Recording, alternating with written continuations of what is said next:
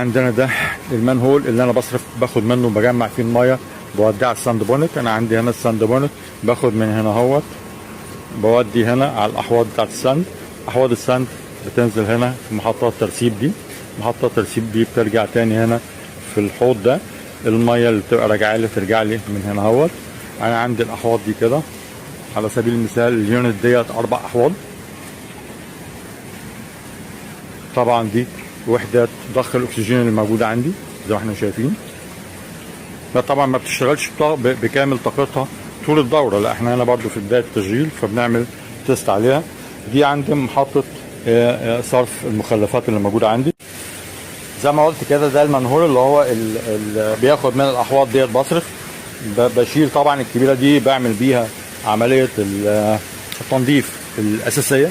اما بقى التشغيل اليومي كله بيبقى من الفتحات الجانبيه اللي عندي ديت.